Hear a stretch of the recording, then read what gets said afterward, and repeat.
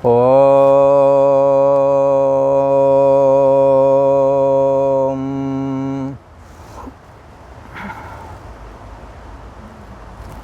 श्री योग वासिष्ठ के स्थिति प्रकरण में श्री वशिष्ठ जी महाराज बोले, हे राम जी, जो तत्व को जान चुके हैं, जिन्हों की तत्व में स्थिति प्राप्त हो चुकी है, उनके व्यवहार में बड़े भारी बदलाव हो जाते हैं। काम तो वह भी हाथों से ही करेंगे, पैरों से ही चल के जाएंगे, वाणी से ही बोलेंगे, पर उनका इरादा अलग होता है। बहुत रेगिस्तान और बहुत कठिन जगह प्राप्त हो जाए, वहाँ पर वो दुखी नहीं होते कि हमारे को ऐसा क्यों मिल गया, और नंदन वन जैसा, स्वर्ग जैसा स्थान भी सुख भोगने का स्थान मिल जाए तो उसमें आसक्ति नहीं करते कि ये मेरे पास बना ही रहे, ये सुख सुविधा हमारे पास बनी ही रहे, ऐसा उनके प्रति आग्रह नहीं रह जाता है। महाशून्य वन में वो खेदवान नहीं होते, और देवताओं का सुंदर नंदन वन विद्यमान हो तो उससे उन्हें हर्ष भी नहीं होता, क्योंकि सारी चीज, सारे पद पदार्थ, परिस्थितियां सब बदलने वाली हैं। कोई एक जैसा रहने वाला कोई भी पदार्थ नहीं है, कोई भी वस्तु नहीं है। शरीर भी एक जैसा नहीं रहता, बचपना, जवानी आदि करके अनेकों रंग रूप बदलता है। सुबह से शाम तक में भी काफ़ी बदलाव मन की वृत्ति में भी आते हैं। सुबह कैसी वृत्ति, दोपहरी को कैसी वृत्ति, और शाम के समय में मन कैसा हो गया। इस तरह के मन के अंदर की वृत्ति जो है वो बदलती रहती है। तो इसलिए वो ज्ञानवान जानता है, संसार के कोई भी पद पदार्थ स्थिर नहीं हैं, अनित्य हैं, नित्य नहीं हैं। इसलिए वो अनुकूल प्राप्त हो जाए उसमें हर्षित नहीं होता, और प्रतिकूल प्राप्त हो जाए उसमें खेदवान नहीं होता, दुखी नहीं होता है। जैसी अवस्था प्राप्त हो जावे, जैसी अवस्था काम करने की, और भी कर्तव्य पड़ते हैं, बहुत सारे कर्तव्य आ जाते हैं, उन सबको करते हैं, परंतु कहीं पर ना राग है और ना कहीं पर द्वेष है। जैसी अवस्था प्राप्त हो, राग द्वेष से रहित उसी में विचरण करता है। हे राम जी, जैसे सूर्य समभाव से विचरता है, तैसे ही वे अभिमान से रहित देह रूपी पृथ्वी में विचरते हैं। कहाँ विचरते हैं? देह रूपी पृथ्वी पर। पृथ्वी पर तो देह रहता है, देह रूपी पृथ्वी कहाँ से आ गई? अरे भाई, ये मन तो शरीर में ही विचरण करता है, कहीं राग, कहीं द्वेष, कहीं ये काम, कहीं वो काम। सुबह से शाम तक शरीर के अंदर की सारी चेष्टाएं मन ही तो करवाता है, तो सारे दिन भर कहाँ बरतता है मन? बोले शरीर में। जैसे शरीर पृथ्वी पर विचरण करता है तो मन शरीर में विचरण करता है। इसी वजह से इन्होंने कहा कि समभाव से विचरता है, जैसे सूर्य समरूप से धूप अर्थात उजाला सबको देता है, किसी को कम ज़्यादा वाला काम नहीं है। ऐसे ही ज्ञानवान महापुरुष भी अभिमान का त्याग कर देता है। अभिमान अनेकों प्रकार का होता है। सर्वप्रथम अभिमान तो मैं देव हूँ, इसके बाद में मैं धनी हूँ, मैं बुद्धिमान हूँ, मैं कुलवान हूँ, मैं बड़ा हूँ, छोटा हूँ, इस तरह के अभिमान होते रहते हैं। तो ये सब किस पर चढ़े होते हैं? मैं हूँ पर। यदि मैं हूँ ना हो, अर्थात परिच्छिन्न व्यक्तित्वपना जो देह में लगता है व्यक्ति विशेष, अगर ये ना हो तो इसके ऊपर रहने वाला धनी, धनवान, गरीब पने का अभिमान, हीनता का अभिमान, पैसे वाले का और बुद्धिमान का, अनेकों अभिमान हो, बेगिनती अभिमान। ब्याह हो जाए तो पति पने का अभिमान, पत्नी पने का, ज़्यादा बच्चे हों होशियार तो और दूसरा अभिमान चढ़ जाएगा। हाँ, तो इस तरह से अभिमान किस पर ये होते हैं? परिच्छिन्न व्यक्तित्वपना रूप जो अभिमान है ना, मैं हूँ करके लगता है, सारे अभिमान इसी पर टिके हुए हैं। इसीलिए ग्रंथों ने, उपनिषदों ने ये बात कही कि तुम देह को नष्ट मत करो, परंतु देह का व्यक्तित्वपना रूप जो देहाभिमान पर छिन्न भाव है, इसका ही त्याग कर दो। तो इसके ऊपर रहने वाले जो अभिमान है वो अपने आप धराशायी हो जाएंगे। जैसे जिस पेड़ पर बेताल रहता है उस पेड़ को ही काट डालो तो पेड़ पर रहने वाले, हाँ, जितने भी लोग हैं, जितने भी भूत प्रेत आदि हैं, पक्षी आदि हैं, सबका ही खात्मा हो जाएगा। ऐसे ही परिच्छिन्न व्यक्तित्वपना रूप एक देह में मैं बुद्धि जो लेकर के अभिमान आता है, इस पर ही अनेकों प्रकार अभिमान की चादरें और चढ़ती चली जाती हैं। उसी को यहाँ कहा कि ज्ञानवान महापुरुष को जैसी भी अवस्था प्राप्त हो, वो राग द्वेष से रहित होकर के उसी में विचरण करता है। ना किसी से राग करता है और ना ही किसी से द्वेष करता है। कबीरदास जी ने यही बात बताई थी। कबीरा खड़ा बाजार में, बाजार कौन है? संसार रूपी बाजार, ये माया का बाजार है। यहाँ हर माल फ्री मिलता है। प्रवेश द्वार जब होता ना, जैसे हम जब हम पैदा हुए तो माँ बाप फ्री मिल गए, उनकी प्रॉपर्टी फ्री में मिल गई, और आकाश फ्री में मिल गया, पानी फ्री में मिल गया, अग्नि फ्री में मिल गया। बताओ कौन सी अग्नि का हम बिल चुकाते हैं? अग्नि तो हमें फ्री फंड की तो मिली है, यहाँ पानी फ्री फंड का ही तो मिला है। कौन हमने आपने पानी को बनाया, बनाया ही पानी मिला है, बनी बनाई ही अग्नि मिली है, कोई हम लोगों ने नहीं बनाई।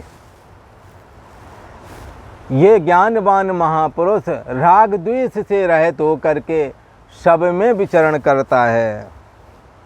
हे राम जी, जैसे सूर्य समभाव से विचरता है, ऐसे ज्ञानवान इस शरीर में समस्त प्रकार की जो चेष्टाएं करता है, सात्विकी, राजसी और तामसी, यही देह में विचरण करना कहा गया है। जब देह में हर जगह रहता है, आँखों से देखता है, परंतु रूप देख करके बंधता नहीं है।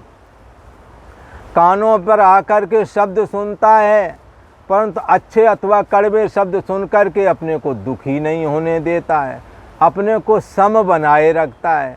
अच्छे में खुश, अच्छे शब्द सुनने को मिले, मीठे शब्द, मीठी वाणी से आपको कोई बोला तो तुलसी मीठे वचन से सुख उपजे चौं ओर, परंतु वो सुख में सुखी नहीं होगा। हाँ, वो सुख में सुखी नहीं होता है। और कोई कड़वापन वाले जो अपमानजनक शब्द हैं वो बोल दे तो दुखी नहीं होने देता अपने को। हाँ, जो दुख में दुख नहीं माने, बैरी मीत समान। और एक जगह कहते हैं, संपत्ति यस्य न हर्षो विपद विषादे रड़े न भीरत्वम।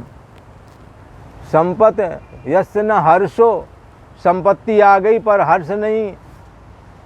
हाँ, किसी ने देख पाया, सब कुछ है पर वो इतराता नहीं, सो नहीं कर रहा है, पचा गया है सुख को। विपत्ति में ज़्यादा दुख रूना नहीं रोता है। रड़े न भीरत्वम, यदि संग्राम का हो तो पीछे नहीं हटता। ऐसा कोई बिरला ही पुरुष या कोई बालक माता जन्म देती है। तत्वज्ञानी के लिए भी कहते हैं कि वो समरूप से स्थित रहता है और देह रूपी पृथ्वी में विचरण करके शब्द स्पर्श रूप रस गंध आदि का सेवन करता है, परंतु किसी से जोड़ता नहीं, कहीं आसक्ति नहीं जोड़ता, क्योंकि आसक्ति ही दुख का कारण होता है। ना कहीं राग ना कहीं द्वेष। इसलिए कहा कबरा खड़ा बाजार में, ये बाजार है, संसार माया का बनाया हुआ बाजार है, यहाँ हर माल फ्री मिलता है ना। तो वो कहता है कबीरा कि भाई हर माल तो फ्री है ही है यहाँ, पर एक काम सावधानी करना कि ना काऊ से दोस्ती, ना काऊ से बैर, ना कहीं राग रखना, ना द्वेष रखना। समरूप से विषयों का सेवन करो, मिल जाए तो बहुत बढ़िया बात, नहीं मिल जाए तो और बढ़िया बात। नहीं मिला तो आप इच्छा भी मत करो, मिल गया तो इस्तेमाल कर लो। भोजन अच्छा मिल गया इस्तेमाल कर लो, नहीं मिला तो नहीं, फिर इच्छा भी मत करो। राग द्वेष से रहित होकर सम जीवन जियो, तो फिर कर्म तुम्हें बांध ना सकेगा। ऐसा कहने का अभिप्राय है। हे राम जी, अब तुम विवेक को प्राप्त हो जाओ। श्री वशिष्ठ जी महाराज इस स्थिति प्रकरण में श्री राम प्रभु को कहते हैं कि हे राम, जो ज्ञानवान महापुरुष जिस विवेक को धारण करते हैं, उस विवेक को हे राम जी तुम भी प्राप्त हो जाओ। ऐसी कोशिश करो, मैं बराबर समझा रहा हूँ, तुम उस विवेक को प्राप्त हो जाओ। श्री वशिष्ठ जी महाराज ने कहा हे राम जी, बोध के बल में स्थित हो जाओ, शरीर का बल और धन संपत्ति का बल छोड़ दो। बोध जो अंदर है, जो चैतन्य सत्ता है, स्वमअस्मि, वो मैं हूँ, उसी बल में स्थित रहो। घर गृहस्थी के सारे काम फिर भी करने पड़ेंगे, यथा प्राप्त जो प्राप्त होवे वो काम करो। बोले प्राप्त है इस समय, बोले जंगल जाना पड़ेगा, बोले चले जाओ, चले गए आराम से। हर्ष न शोक, कुछ हर्ष शोक नहीं किया। पहले पिताजी ने कहा कि तुम्हें राज्य देंगे, पर राज्य देने के बाद जब पता लगा, उन्होंने कहा जंगल जाओ, तुम्हारे को जंगल का काम, हाँ जंगल में तुम रहो जाकर, तुम्हारे यहाँ राज्य में काम नहीं। भरत जी को राज्य दे दिया गया तो तुरंत ही अपना जंगल में जो चीज़ चाहिए वो लेके अपने चुपचाप चल दिए, राजसी वस्त्र सा ये उतार करके।